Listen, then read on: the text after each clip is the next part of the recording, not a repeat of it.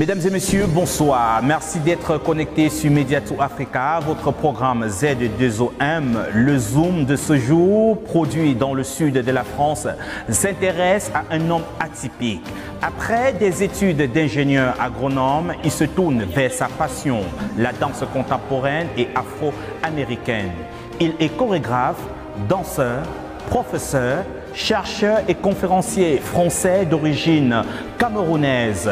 Il a pu élaborer sa propre forme chorégraphique entre sa compagnie basée à Toulouse et son travail de pédagogue dans la région de l'Occitanie. Il a célébré la 20e édition anniversaire du festival Danse et Continent Noir du 27 octobre au 10 novembre avec pour invité spécial Frédéric Ewi Mewe, le créateur du Zoblazo. Et au cours de ce concert, mesdames et messieurs, un vibrant hommage a été rendu à Ouon Didier, le Daïchikan, le Yoruba, Didier Arafat. Mesdames et messieurs, notre invité est le responsable du centre chorégraphique qui porte son nom, James Carles. Merci d'avoir accepté notre invitation, James Carles. Bonsoir. Bonsoir, c'est un plaisir. Dites-nous, que représente la danse pour vous? Ah, c'est une question très vaste. Oui. La danse, c'est une partie de ma vie, mais la danse, même si je ne le définis pas par rapport à moi, je pense que c'est le médium le plus puissant qui existe dans le champ de la création artistique. C'est à travers la danse que l'on peut véhiculer le plus de messages possible directement à l'inconscient des gens. En fait, c'est-à-dire parce que c'est le corps qui bouge, et à l'intérieur du corps qui bouge, se joue aussi beaucoup, on va dire, beaucoup de nos mémoires, beaucoup de nos histoires, beaucoup de nos héritages. Donc la danse, c'est le médium le plus puissant. Il faut se poser une question. Pourquoi l'Afrique noire, c'est le seul continent sur la planète sur lequel, depuis des millénaires, la danse est aussi présente dans tous les aspects de la vie. C'est-à-dire que la danse est politiquement une présence structurelle. Pourquoi nos ancêtres, pourquoi nos aïeux ont décidé que ce serait ainsi? Je crois que ce n'est pas un hasard. Justement, dans des soirées événementielles que je présente, surtout des soirées funèbres, j'ai toujours l'habitude de dire qu'on naît par la danse et on repart par la danse. Absolument, absolument. Parce que c'est à cet endroit que se joue notre philosophie, notre cosmogonie fondamentale. C'est-à-dire autant en Asie, on va dire en Chine, ils vont se baser sur le taoïsme ou le confucianisme, autant en Inde, ils vont se baser sur le bouddhisme, autant en Europe, ils vont se baser sur le catholicisme pour faire très court, autant en Afrique, je pense qu'on se base sur une cosmogonie animiste philosophique dont la danse est l'une des manifestations les plus visibles. Voilà, et je pense qu'on n'est pas vraiment conscient, ou on a perdu la conscience de la puissance de ce que c'est que la danse pour l'être humain. Et ça, c'est l'Afrique qui a porté ça et qui, j'espère, va pouvoir, de manière plus pédagogique, expliquer, donner au monde, donner à lire. Pour moi, c'est au même niveau que les arts martiaux, que la philosophie chi. Le chi des Chinois. Les Chinois. C'est aussi puissant, aussi puissant. Merci James Carles. Du 29 octobre au 10 novembre s'est tenue la 20e édition du festival Danse et Continent Noir. Quel bilan faites-vous aujourd'hui? Le bilan est super. Le festival finit vendredi prochain avec Emmanuel Pidjob, une grande soirée gospel. On a vu d'ailleurs beaucoup d'artistes, des artistes camerounais, mais qui sont ou chanteurs gospel ou chanteurs lyriques, comme Augustin Dikongé, qui n'est peut-être pas très connu au Cameroun. Oui, un autre chanteur lyrique qui s'appelle Cyprien Zeni. Il tourne beaucoup plus dans les opéras. Donc c'est une culture qui n'est pas encore très développée, en tout cas qui n'est plus développée en Afrique, parce que si vous allez au Mali, etc., les opéras sont développés, ce qu'on appelle les opéras du Sahel. Mais on a perdu cette mémoire-là. C'était important sur le festival, comme ça, d'avoir un croisement de tout ce que l'artiste, de tout ce que l'Afrique et le monde noir peut produire en termes d'expression artistique. Donc, Mewe, vendredi soir, on a eu Brice Wassi en jazz, Emmanuel Pidjob dans la musique américaine, gospel et la musique africaine. bien sûr, la musique lyrique, enfin voilà, ça va dans tous les sens. Les danses populaires, le coupé décalé, oui.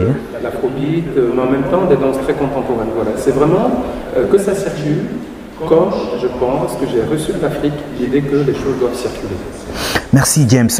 Une fois de plus, je voudrais rappeler ici qu'au cours de ce festival, vous avez tenu absolument à rendre un vibrant hommage à Didier Arafat. D'ailleurs, nous avons vu beaucoup de nos compatriotes français danser sur le rythme du coupé décalé de Didier Arafat. C'est pour moi l'artiste, le jeune artiste africain le plus iconique de sa génération et de notre génération actuelle. Oui. C'est-à-dire que on n'a pas dans la musique populaire de mémoire, en dehors des icônes comme Fela Kuti, comme Myriam Makeba, qui sont dans un autre registre. Quelqu'un comme Didier Arafat qui me fait, pardonnez-moi la comparaison, mais que je compare beaucoup à Michael Jackson. Beaucoup. Du fait qu'il est parti malheureusement trop jeune, trop tôt. Il est créatif, extrêmement créatif, c'est un excellent musicien, c'est un excellent danseur, c'est un excellent instrumentiste, c'est un personnage. Et en France, sa musique passe dans toutes les ondes, c'est-à-dire et sa musique en fait bouger les gens, même si les gens ne connaissent pas. Et c'est ça la puissance de la musique. C'est-à-dire qu'on n'a pas besoin de comprendre, on n'a pas besoin d'entendre ce qu'il dit, on le sent, ça nous met en mouvement. Mais les notes musicales nous mettent en mouvement. Ça nous met en mouvement, voilà. Et Didier Arafat était capable de ça. Et donc c'est normal, c'est même pas une question de normalité, c'est un devoir de lui rendre hommage. C'est vraiment un devoir. James Carles, pendant que nous effectuons des recherches sur vous, on a tout simplement vu que vous étiez au départ ingénieur agronome et par la suite vous avez voulu embrasser votre passion. C'est tout ce que nous savons de vous. Est-ce qu'aujourd'hui James Carles peut se présenter lui-même à ce public? Vous qui aujourd'hui vous enseignez la danse contemporaine, la danse afro-américaine à des milliers à des centaines, voire même des milliers de Français. Oui, alors donc je suis né au Cameroun. Je suis arrivé en France, j'étais en classe de 4e, donc ça fait quelques années. Oui. On va dire au début des années 80 pour que les gens arrivent à situer à peu près mon âge et ma génération. Oui. Donc j'ai fait d'abord des études en biologie, et en chimie physique. Et ensuite j'ai fait des études en agronomie. Oui. J'ai fait une spécialité en finance. Voilà. Parce que j'avais des parents qui étaient dans les affaires et que donc j'étais destiné à travailler avec eux. Voilà. Il se trouve que parallèlement à ça, mes parents m'ont toujours donné une éducation artistique. La musique, le piano, la danse, donc j'ai toujours grandi avec les deux. Et on va dire que je n'ai pas eu le choix, c'était une nécessité pour moi d'aller vers la danse en fait. C'est-à-dire j'ai travaillé un tout petit peu à la banque comme analyste financier, donc je m'occupais des personnes qui demandaient des crédits pour monter les entreprises. Donc c'était ma spécialité. Et un jour, je suis rentré chez moi, quelqu'un m'a appelé, un ami m'a téléphoné, et je lui ai dit spontanément, attends que je me change, je ne peux pas te parler. Parce que j'étais habillé en costume cravate, et je me suis aperçu que je lui disais que je ne pouvais pas lui parler parce que je n'étais pas moi. Et j'ai compris qu'il ne fallait pas que je continue comme ça. Oui. Il fallait que j'arrête. Voilà. Et donc c'est tout naturellement que la bascule dans la danse s'est faite et sans regret, puisque encore une fois, je pense qu'il y a une puissance à l'intérieur de ce médium qu'on ne connaît pas, qu'on ne soupçonne pas, et elle peut être thérapeutique, c'est-à-dire elle soigne. Oui, oui. De façon thérapeutique, elle est socialisante, elle met les gens ensemble. Elle est spirituelle, elle peut se permettre aux gens de se connecter, comme vous parlez des funérailles au sacré. Elle est esthétique, c'est-à-dire qu'elle peut créer que de la beauté, que de la lumière. Et j'en passe. La danse, en fait, elle est historique, elle est anthropologique, elle est ontologique. Et je pense, j'ai vraiment pour désir, avant de quitter cette terre, de révéler cette richesse-là à nous-mêmes. Aux Africains en priorité, au monde noir et au monde entier, parce que c'est une richesse pour l'humanité. Donc c'est tout naturel. Enfin, c'est parce que ça m'a ébloui, que ça m'éblouit, que je trouve que c'est beaucoup plus puissant que que ce que les gens peuvent voir. Donc c'est tout naturel en fait. Avec beaucoup d'humilité, ça m'anime, ça me fait vivre. Tous les matins quand je me lève, ça m'excite vraiment. Magnifique. Et on s'est rendu compte que dans votre centre de chorégraphie, il y a plusieurs salles et on enseigne différents rythmes, différents pas de danse. Est-ce que vous pouvez nous en dire plus? Oui. Alors il y a plusieurs salles. Déjà, des salles, j'ai donné des noms des artistes. Donc 2 salles qui concernent des afro-descendants. Il y a Fodé Baketa, qui est le fondateur du Ballet national de Guinée, donc qui était un Malien, mais qui est une compagnie qui était française, qui était à Paris dans les années 40. Et il se trouve qu'il était juriste aussi. C'était le ministre de l'Intérieur de Sékou Touré. Voilà. Donc il a quitté la France au moment de l'indépendance pour aller s'installer en Guinée, a rapatrié sa compagnie française en Guinée et on a fait le Ballet national de Guinée. Oui. C'est un patrimoine énorme pour l'Afrique. Donc Fodé Baketa. Une autre entreprise qui est américaine s'appelle Catherine Dunham, qui a beaucoup œuvré à la reconstruction des États africains. Beaucoup de pays africains ont des ballets nationaux. Beaucoup de ces ballets nationaux ont été entre autres structurés par Catherine Dunham, qui est une américaine. Voilà. Bref, il y a plusieurs salles comme ça. Nous avons 4 studios, mais nous travaillons dans 6 ou 7 studios. Vous en voyez 4 ici, mais il y en a 3 autres à l'extérieur. Et dans toutes ces salles, on enseigne la danse classique, les danses contemporaines, les danses modernes, les danses jazz, les danses afro, on va dire l'afrobeat, c'est-à-dire tout ce qui est coupé, décalé, azonto, enfin c'est mélangé aujourd'hui, le dancehall, en fait tout ce que le monde noir, afro-descendant peut produire en termes de danse sociale, en termes de danse urbaine, sont enseignés dans l'école. Les danses traditionnelles aussi. Voilà, c'est un endroit où encore une fois on peut trouver, c'est comme si quelqu'un veut savoir ce qui se passe au niveau de la danse, en fait, c'est l'endroit pour venir se connecter à des danses qui se font sur le continent. Mesdames et messieurs, nous sommes au centre de chorégraphie James Carles. Nous avons le responsable, j'allais dire le directeur artistique lui-même. Pendant notre séjour à Toulouse, pendant le séjour pour le Festival Danse et Continent Noir, nous avons vu James Carles lui-même à l'œuvre enseigner de la musique, du gospel à ces dizaines d'élèves. Alors, le titre que nous allons vous permettre de regarder, ce n'est qu'une répétition pour l'événement qui arrive, s'appelle Eros. Je vous demande. C'était dans sa tête en fait, parce que son père, il n'a jamais vu. Avant qu'il ne naisse, son père était déjà parti. Donc, ce héros qui s'est inventé, ou cette figure d'héros qui s'est inventée, n'a jamais vraiment existé. Une façon de dire que même si son père avait existé, ça n'aurait changé, ça n'aurait rien changé. Soit le héros est d'accord. Je vais vous le faire écouter.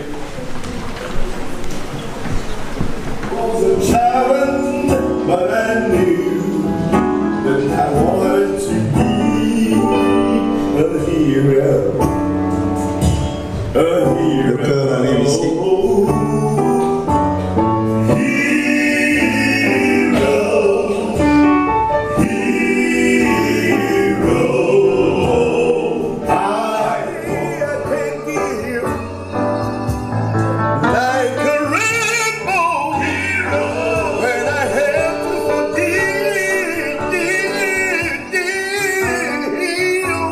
I may be up, I may be down.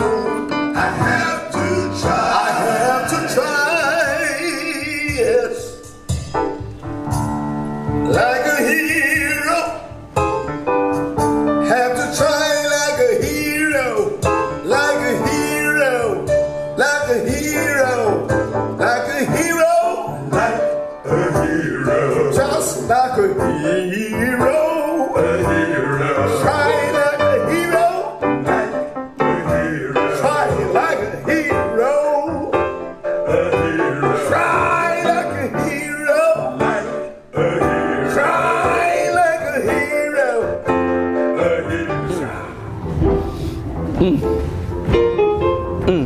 Encore. Pas grave. Encore.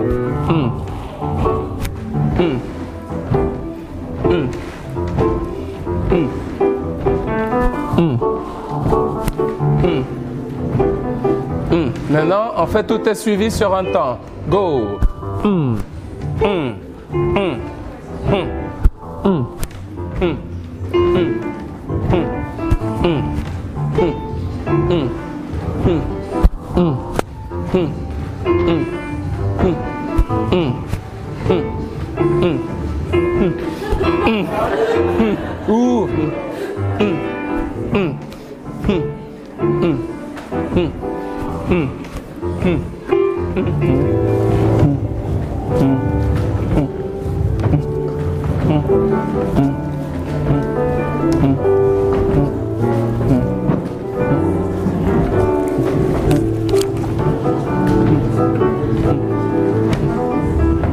Toujours tranchant et incisif, toujours avec cette image claire qui vient de l'intention, de l'énergie qu'on met sur les doigts, d'accord, sur les mains. Que l'énergie des mains soit beaucoup plus forte, donc ne le lâchez pas pour égoutter, mais tenez pour trancher. Donc c'est plus tranchant, d'accord, et c'est pas égouttant, tranchant.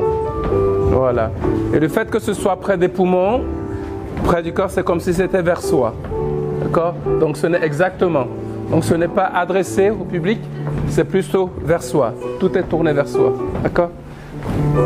Mais le cas, ça fait un peu pasteur, ça, déjà. Le preacher, ici. Voilà. Ok. On révise tout du début. C'est simple. 1. Donc ça démarre par les steps tout simples. 1, 2, 3, 4. 1. Hero. Alors, comme vous pouvez bien le constater, nous sommes en direct au centre de chorégraphie Jem Carles. Ici, dans cette salle, c'est une section d'apprentissage à la musique gospel et nous assistons ainsi à une séance de préparation d'un concert gospel qui doit se dérouler dans une ville environnante de Toulouse. Après avoir parcouru les 4 salles que regorge ce centre, nous sommes arrivés dans la 4e que voici, qui n'est rien d'autre qu'une salle d'apprentissage de musique gospel. Et comme vous pouviez le constater dans nos images, elle est remplie, elle est pleine à craquer, parce que pour autant y penser, les étudiants ou bien les élèves du centre de chorégraphie Jem Carles sont beaucoup plus passionnés par le chant. Et ce jour, le titre s'appelle Eros. C'est un chant adressé à soi-même. Près de vous, c'est ça.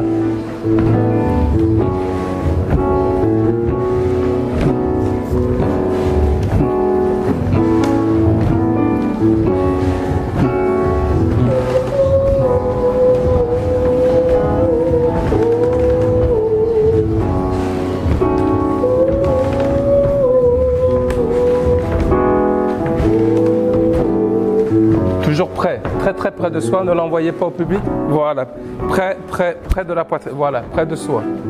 C'est ça. Ouais, ça marche. On continue. Et main sur le cœur. Bilan. Index. Spatule. Ok. Encore. On fait en 2 d'abord. Et 1, 1, 1, 1. Encore. 1.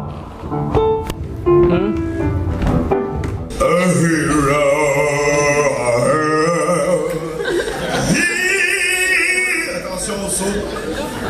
C'est un saut périlleux. On part du changement, ça fait a hero. Essayez de retrouver l'harmonie, c'est pas évident, surtout pour les ténors. L'harmonie pour les ténors barytons, c'est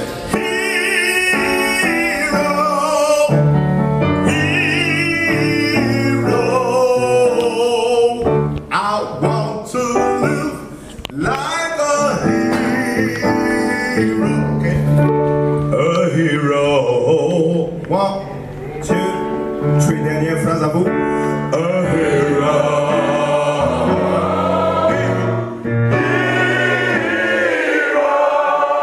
C'est bien, Otto, vous vous êtes battus comme des lions. C'est bien, c'est bien. A hero. Oh, oh, oh.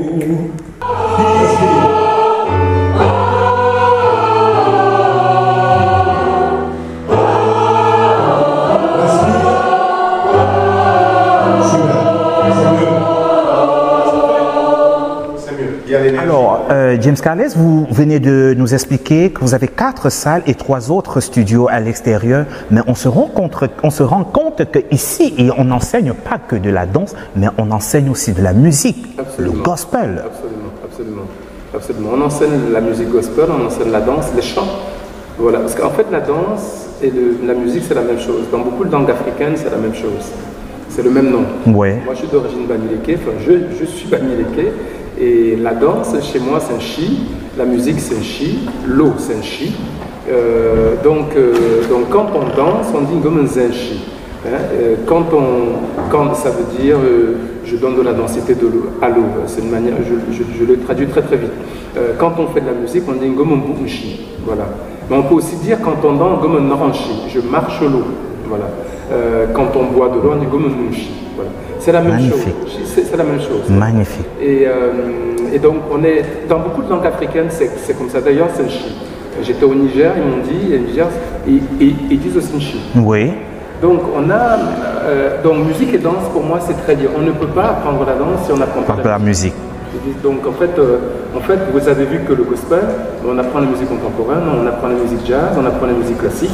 Voilà, c'est vraiment lié. On ne peut pas connaître la danse si on ne connaît pas la musique. C'est la même chose, c'est le même métier. James Carles, au cours de ce festival, il y avait un stage d'apprentissage de danse et j'ai vu des centaines d'élèves, d'apprentis défiler ici. Quel regard portez-vous sur ces moments de stage? Alors c'est un moment très intéressant parce que les gens viennent de partout, ils viennent de toute la France, voire de l'étranger. Oui. C'est un des temps forts qu'on a à l'année, il y en a un autre en février, puis le plus grand au mois de juillet où il y a 1500 personnes qui sont là sur la semaine et qui viennent vraiment de toute la planète. De Chine, d'Afrique, des États-Unis, voilà, etc. Et c'est un moment extrêmement excitant parce qu'on voit toutes les générations et des personnes qui viennent avec initialement leur pratique de danse. Mais quand ils viennent ici, ils sont étonnés, ils disent il y a quelque chose de particulier, ça leur donne envie d'aller apprendre des choses qui initialement ils ne seraient pas destinés à ça. Voilà. C'est un moment extrêmement important, c'est un moment où il y a une espèce de rassemblement, voilà, pour après disséminer. Je vais encore parler en bamileke, on dit on se rassemble avant de se disperser. Voilà, exactement. Et donc ce mouvement de va-et-vient est extrêmement important et c'est ça qui donne de la vitalité à cette école, qui donne de la vitalité aux gens. Exactement. Donc c'est un moment important. Et sur ce stage, oui, ils étaient à peu près 400, ce qui est pas mal, et qui étaient là tous les jours, entre 9h du matin et 19h du soir. Voilà, donc et c'est assez intense, hein. C'est vraiment intense. Et je suis très heureux de ça. Ça marche très bien, ça fait 20 ans que ça fonctionne comme ça. Et c'est super. Merci James Carles de nous plonger dans l'univers de la danse et de la musique. Tout à l'heure, pendant l'explication que vous donniez de la musique ou de la danse, vous aviez dit qu'elle est à la fois socialisante, fédérateur, rassembleur. Alors, quand nous nous promenions dans les différentes salles, nous nous sommes rendus compte qu'au-delà de la danse, il y avait dans une autre salle où la danse permettait d'être en quelque sorte en prière. C'est quoi le côté spirituel de la danse? C'est la méditation. C'est le côté que je dis Nkoesi. C'est le côté où on se rassemble, où on se concentre sur soi, où on se retrouve soi. C'est lié même, il y a ce qu'on appelle derrière le reset, la méthode que j'ai développée. En fait, pour pouvoir s'exprimer, pour pouvoir s'ouvrir au monde, il faut se trouver soi. Oui. Donc il faut cette méditation. Et la méditation, en fait, c'est apprendre à être à l'écoute de soi-même. Être à l'écoute de ses mouvements, de ses émotions, être à l'écoute de ses tensions, être à l'écoute de comment le corps bouge seul, ce qui se passe dans le corps, comment le corps s'ouvre, comment il se ferme sans qu'on ait besoin de lui dire de le faire. C'est vraiment extrêmement important. Ça permet au corps, à la personne de se rassembler, de trouver sa propre force, ses propres états, pour qu'au moment où il se met à danser, que l'expression soit puissante, soit forte. En vous écoutant parler, ça veut dire que si on s'écoute soi-même, si on écoute très bien le fonctionnement de son corps, on peut être très bon danseur. Absolument, c'est une condition sine qua non. Parce que la danse, ce n'est pas nous qui dansons, c'est notre corps qui danse. C'est notre corps qui parle en fait. C'est nos mémoires qui s'expriment. C'est notre héritage qui s'exprime. Donc si vous êtes à l'écoute, vous allez vous rendre compte que votre corps a des tas de choses à vous dire. Oui. sur vous, sur vos parents, sur vos ancêtres, sur votre héritage, sur votre psychologie, sur même votre façon d'être. La danse nous met face à nos impostures. Vous pouvez vous déclarer très très généreux. Quand vous êtes en situation de danse, on voit si vous êtes vraiment généreux ou pas. Magnifique. Vous pouvez vous déclarer hyper humaniste. Quand vous êtes en situation de danse, oui. on voit, ça vous met face à vos impostures. Parce que c'est forcément lié à votre psyché. C'est forcément lié à ça. Voilà. La danse, elle nous apprend énormément. James Carles, je vais vous poser une question qui va vous paraître rigolo. Est-ce qu'on peut dire aujourd'hui qu'après la colonisation par les Européens, James Carles colonise l'Europe aujourd'hui avec la danse? La colonialité, alors c'est un concept intéressant. Coloniser, si coloniser c'est de dire prendre place, être sur un territoire, être présent sur un territoire. Alors, donner la direction à suivre. Alors oui, parce que j'ai la chance d'avoir beaucoup de personnes qui me font confiance, mais qui font confiance en fait aux travaux que je fais. C'est pas tellement à moi en tant que personne. Oui. En fait. Il faut mettre le travail en avant. Si vous faites un travail qui est convaincant, qui fait sens, les gens suivent cette direction-là. Donc c'est pas vraiment lié à ma personne. Voilà, c'est lié à ce que j'ai produit. Ce que vous avez comme valeur. Voilà. Et au travail qui est produit. Parce que ça fait avancer les gens. Ils sentent que ça les modifie, ils sentent que ça les rend meilleurs, que ça les rend plus grands, que ça les émancipe. Ils se sentent plus libres, plus grands, ils s'expriment mieux. Donc ils suivent le travail. Oui, bien sûr, il y a beaucoup... c'est évident, lorsqu'on parle de moi en Europe, en Occident et partout ailleurs, on parle de moi en tant que quelqu'un qui amène des valeurs africaines, qui amène la culture africaine, qui amène la philosophie africaine, les concepts africains, pour regarder le monde européen ou occidental. Voilà. Mais c'est mon point de départ depuis 1986. Voilà, j'ai commencé ce travail en 86. Donc ça prend beaucoup d'années, ça va faire 35 ans, je ne sais pas, oui, 86. Oui. Et c'était dès 86, j'avais cette envie-là. C'est-à-dire, je pensais que, en tant que jeune Africain, j'étais porteur de valeurs que j'avais reçues de mes héritages familiaux qui pouvaient servir aussi le monde. Mais il fallait trouver le moyen de le transformer. Et la danse a été le moyen. Magnifique. Et comment vous avez pu bâtir, je ne veux pas dire cet empire, mais ce centre aussi grand avec un personnel qui, au quotidien, exerce ici comme emploi, j'allais dire même emploi principal? Alors, oui, ça a commencé tout petit, en 88, oui. En 1998. Je vais peut-être reprendre les choses en ordre. Donc, j'ai commencé à enseigner en 1989, 88-89. Et donc, j'ai travaillé pendant 10 ans avec des associés dans une petite école à Toulouse. Oui. Au bout de 10 ans, j'ai eu envie de voler de mes propres ailes. Et donc, je leur ai proposé qu'on développe ensemble. Ces personnes n'ont pas eu le désir de le faire. Oui. Donc, j'ai démarré ici, effectivement, j'avais en tout et pour tout comme capital un ordinateur et l'équivalent de 20 000 francs français à l'époque, c'est-à-dire de 3 000 €. Voilà. C'est tout ce que j'avais. Waouh, c'est surprenant. Plus bien sûr un bagage scolaire, un bagage intellectuel qui permettait de sentir qu'on n'a pas forcément besoin de beaucoup de capital pour démarrer une activité. Donc apprendre à manager, apprendre, comprendre que monter une affaire, monter une activité, c'est gérer les gens, c'est gérer les problèmes. Ça vient de manage, c'est manage. Gérer les problèmes.